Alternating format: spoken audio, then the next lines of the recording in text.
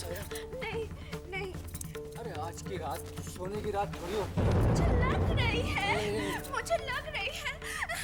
मेरी बात सुना, नहीं इधर मेरे पास आना। नहीं, छोटी चाची। क्या छोटी चाची? हाँ, क्या छोटी चाची?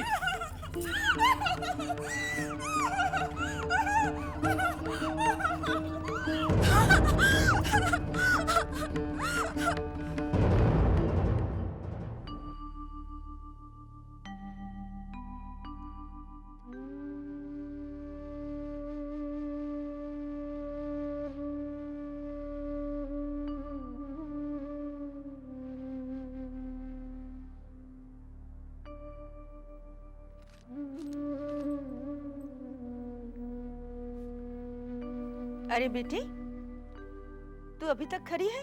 तैयार क्यों नहीं हुई? अरे नहीं नहीं नहीं नहीं, इन बासी कपड़ों में मुझे मत छू।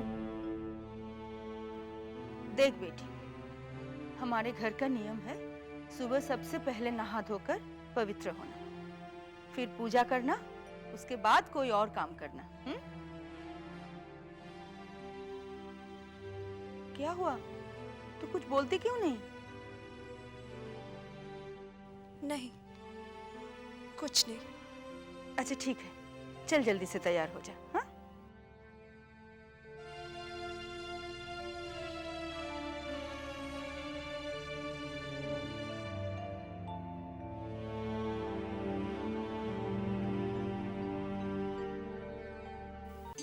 ये लीजिए, दवाई ले लीजिए।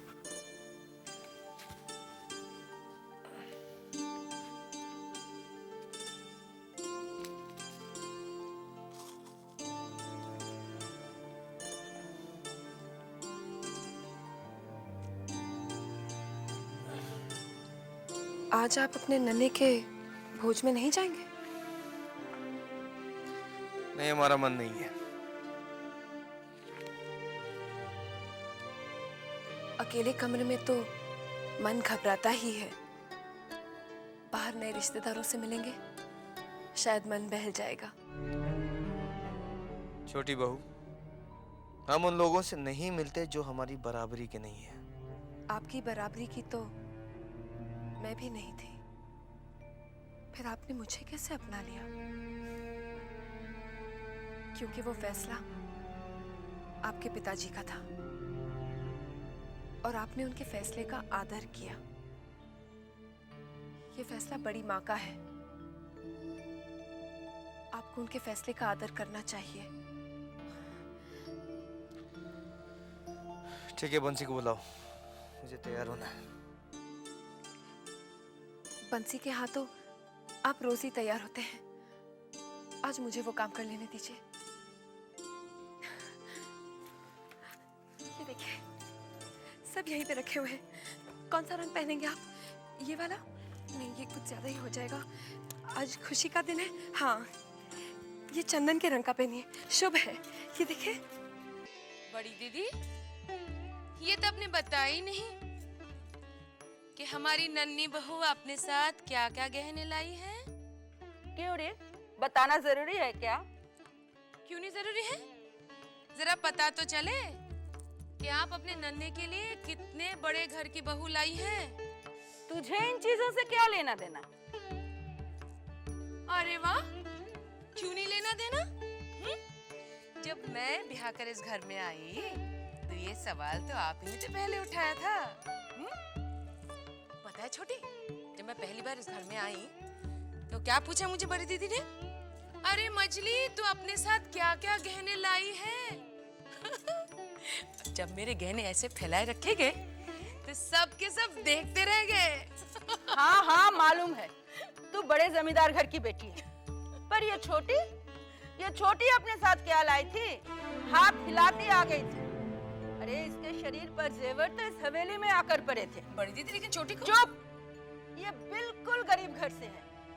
मेरी बहू तो कम से कम अमीर घर की है। सासू माँ, लाज आनी चाहिए आपको।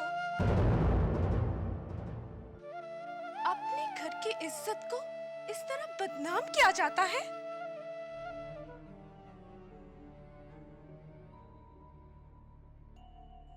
अरे बाप रे, जितनी छोटी उतनी लंबी जुबान। चाची, छोटी चाची, छोटी चाची, छोटी चाची, दरवाजा खोलिए छोटी चाची, छोटी चाची, आपको मेरी कसम, छोटी चाची।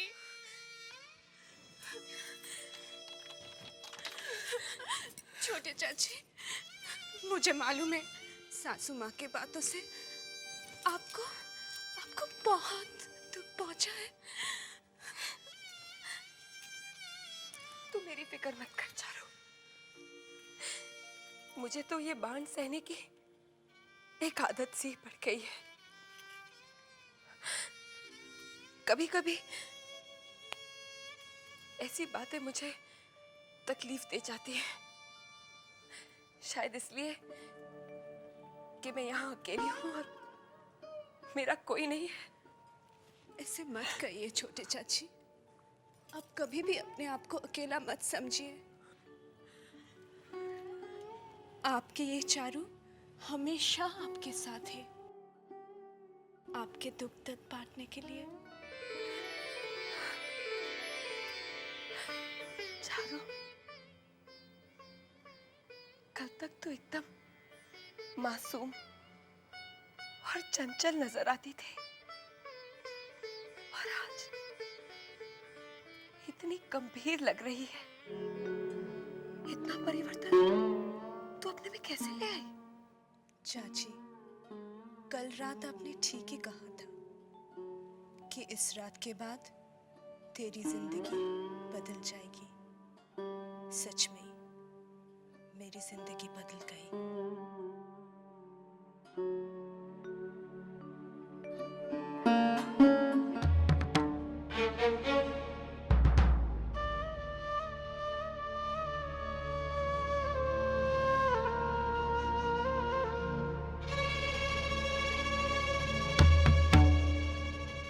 बड़ी माँ के सामने ऊंची आवाज तो बहुत दूर की बात है। आज तक हमने नजरें उठाकर बात नहीं की, और इस नई बहू की इतनी हिम्मत कि उसने सबके सामने ऊंची आवाज में जवाब दिया। ये ठीक नहीं हो रहा है, कुछ भी ठीक नहीं हो रहा है।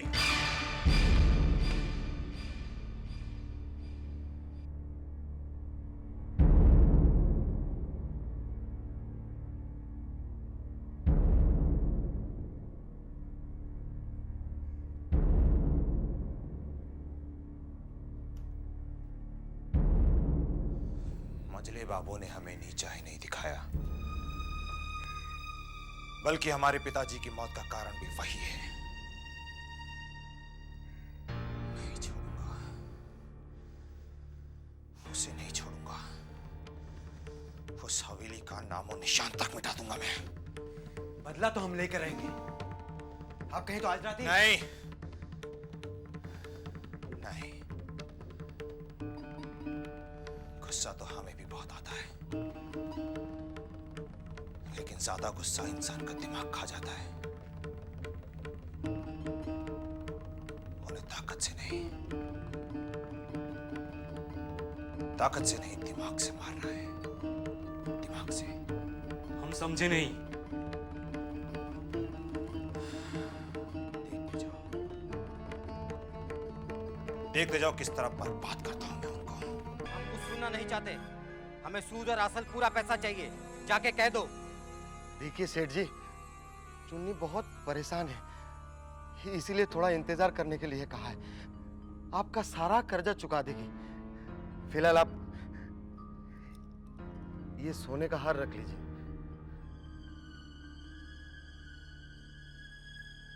अरे इससे मेरा क्या होगा? मुझे तो पूरे पैसे चाहिए। सेठ जी हाथ जोड़ते हैं, फिलहाल इसे रख लीजिए। और छोटे बाबू, छोटे बाबू? अरे बाजार में कितने बाबू हैं? यही हाल रहा ना तुम लोगों का, सब कुछ बिक जाएगा और हाथ में कटोरी आ जाएगी भीख मांगने के लिए। जाके कह दो चुन्नी से।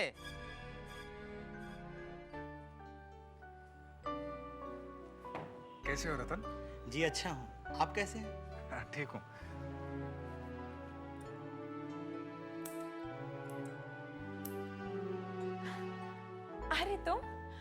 शुक्र है भगवान का कि तुम्हें आने की फुर्सत तो मिल गई। जी वो नन्हे बाबू की शादी की वजह से नहीं आ पाया। जी हाँ, नन्हे बाबू की शादी की खबर उड़ते उड़ते कानों में तो पहुंची थी। हाँ। पर ये नहीं सुना था कि शादी का पूरा बंदोबस्त तुम्हारे कंधों पर है। तंज मारने का तो बस इसे मौका मिलना चाहिए।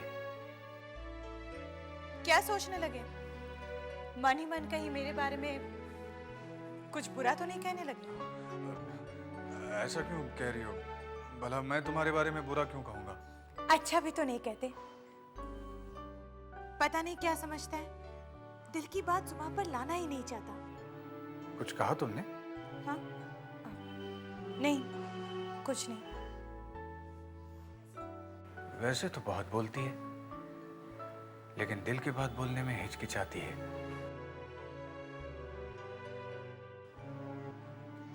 कुछ कहा तुमने? नहीं तो। दीदी चाय नाश्ता लाऊं? हाँ, ले आओ। माँ हमें आपके साथ रहना है। माँ हमें आपकी बहुत याद आती है। हाँ बच्चों, मुझे भी तुम्हारी बहुत याद आती है। क्या करूं, तुम्हारे अच्छे भविष्य के लिए अपने कलेजे पर पत्थर रखना पड़ता है। माँ हम यहाँ रहकर भी तो पढ़ सकते हैं। अगर ऐसा होता तो मैं अपने जिगर के टुकड़ों को अपने से दूर भेजती। खुद सोच कर ही तो मैंने तुम्हें तुम्हारे नाना के पास रखा है। अब जाओ और खूब मन लगा कर पढ़ना। बच्चों, तुम अपने भाभी को भूल तो नहीं जाओगे? कभी नहीं। क्यों बच्चों, तुम लोग तैयार हो? जी पिताजी। चलो बग्गी तैयार है, चलो।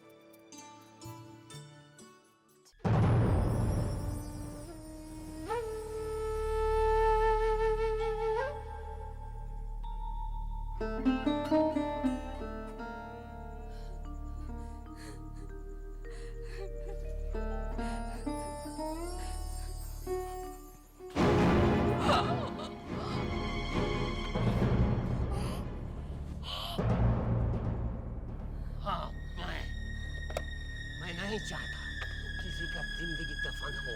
अगर जिंदगी से प्यार है तो भाग जा यहाँ से। भाग, भाग जा, भाग जा, भाग जा, भाग जा,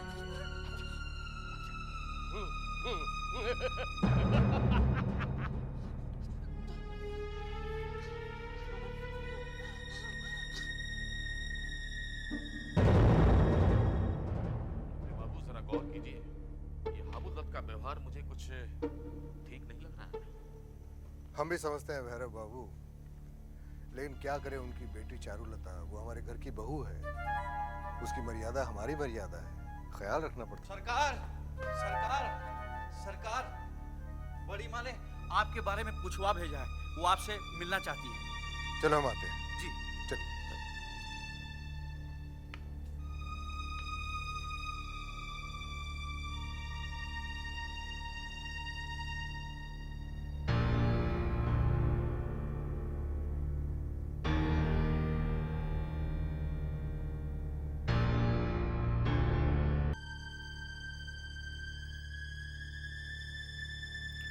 प्रणाम बड़ी माँ। जीते रहो, बैठो। बड़ी माँ, हमारे कानों ने जो सुना है उसे आपके कानों ने कैसे बर्दाश्त कर लिया? तुम कहना क्या चाहते हो? बड़ी माँ, आप किसी की गुस्ताखी पे पर्दा डालने की कोशिश कर रही हैं। शायद तुम्हारे कान मछली ने भरे हैं। कान नहीं भरे बड़ी माँ, बल्कि सच्चाई हम तक पहुंचाई गई। मतलब? हमारे खानदान में आज तक ऐसा नहीं हुआ कि छोटे बड़ों से बदतमीजी करें।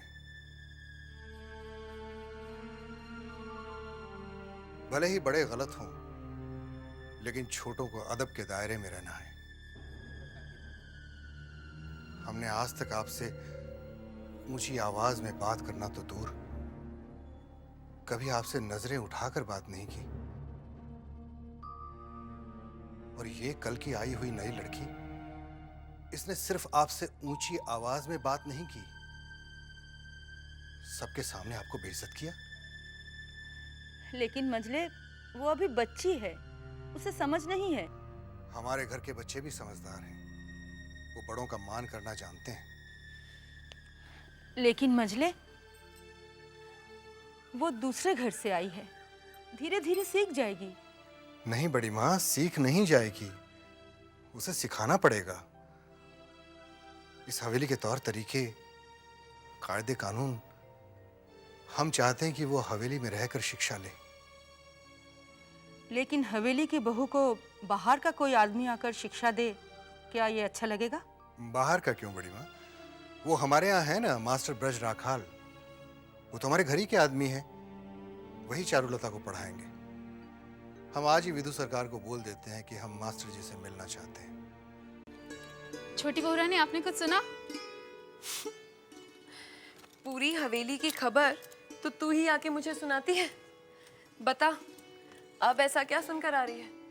छोटी बहू रानी, कल नई दुल्हन ने बड़ी माँ से जो बदतमीजी की थी ना, सो मजले बाबू बहुत गुस्सा हुए। वो कहते हैं कि नई दुल्हन को इस हवेली के तौर तरीके आने बहुत जरूरी है, इसीलिए वो कल से मास्टर जी से शिक्षा लेंगी। क्या चारुलता पढ़ेगी? मास्टर जी उसे शिक्षा देंगे? जी हाँ छोटी बहू। जानती है चिंता, बचपन में मेरी भी बहुत इच्छा थी कि मैं भी पढ़ूं लिखूं, लेकिन मेरी इच्छा कभी पूरी नहीं हुई। लेकिन छोटी बहू रानी, आपकी इच्छा क्यों नहीं पूरी हुई? जो लोग गरीब होते हैं वो पढ़ने की नहीं, अपना पेट भरने की सोचते हैं। हमारे पिताजी के कंधे तो हमारे लिए 2 वक्त की रोटी जुटाने में ही झुक गए, तो वो भला मेरे पढ़ने का बोझ कैसे उठा पाते? लेकिन मेरे पढ़ने की इच्छा अब तक जिंदा है। जानती है चिंता, जब भी मैं किसी को पढ़ते हुए देखती हूँ या उसके बारे में सुनती हूँ तो मुझे बहुत खुशी होती है। जब भूतनाथ ने आके बताया कि जबा कॉलेज जाती है, तब मैं बहुत खुश हुई थी। लेकिन छोटी बहू रानी, आप चाहे तो आपकी इच्छा तो आज भी पूरी हो सकती है। वो कैसे? क्यों?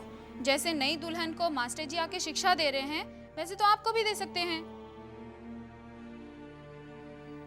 तू ठीक कहती है चिंता। अगर चारुलता पढ़ सकती है और किसी को कोई एतराज नहीं, तो फिर मैं भी शिक्षा ले सकती हूँ। देख, जैसे ही मास्टर जी आए तो मुझे खबर कर देना।